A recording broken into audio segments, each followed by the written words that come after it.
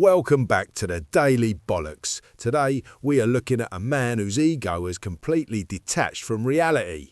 Welcome to Operation Spare Room, starring Richard Inman as Dick Man 007. Let's look at what happens when a fragile ego meets the reality of demonetization. When most broadcasters lose subscribers, they realise their content just isn't hitting the mark. But when Inman lost his revenue, he manufactured a Hollywood-style espionage thriller to avoid accountability.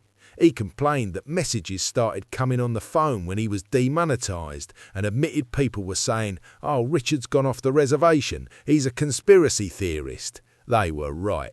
Let's look at the grifter's stages of psychological grief.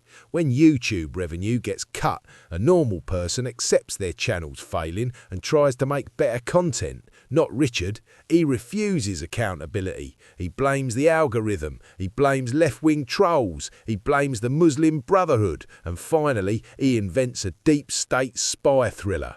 He is actively manufacturing a global conspiracy to explain his low engagement. The Delusion, he claims an international Islamic syndicate with very deep pockets and shadowy characters is after him, literally stating it's an Islamist plot, Islamists trying to destabilise our movement without a shadow of a doubt. The reality is just a standard algorithmic penalty for violating terms of service. Let's look at the pathetic economics of this so-called international target.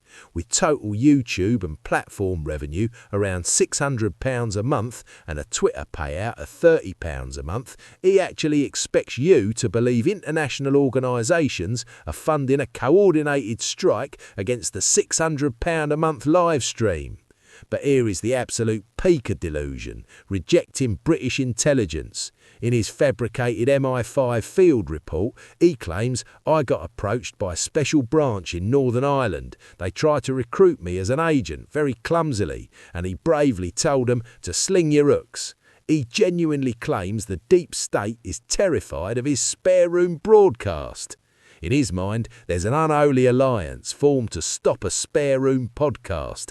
MI5 at London HQ, the deep state in Westminster, and unknown mosques have all teamed up.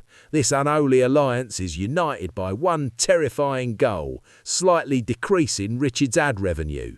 It's Hollywood espionage versus mundane reality. In his delusion, he's an international superspy, a massive threat to the international global order and actively monitored and targeted by MI5. In reality, he's just a bloke full of it, rapidly losing cultural and algorithmic relevance and monitored by absolutely nobody. Let's look at the true audience of this international thriller. Zero active agents watching. The intelligence agencies aren't watching your channel, Richard. Nobody is. Next time on the Daily Bollocks, the files remain classified until part 2, where we'll expose exactly what Dick Inman did the very second he finished spinning these ridiculous spy stories. Hit subscribe and we'll see you in the next one.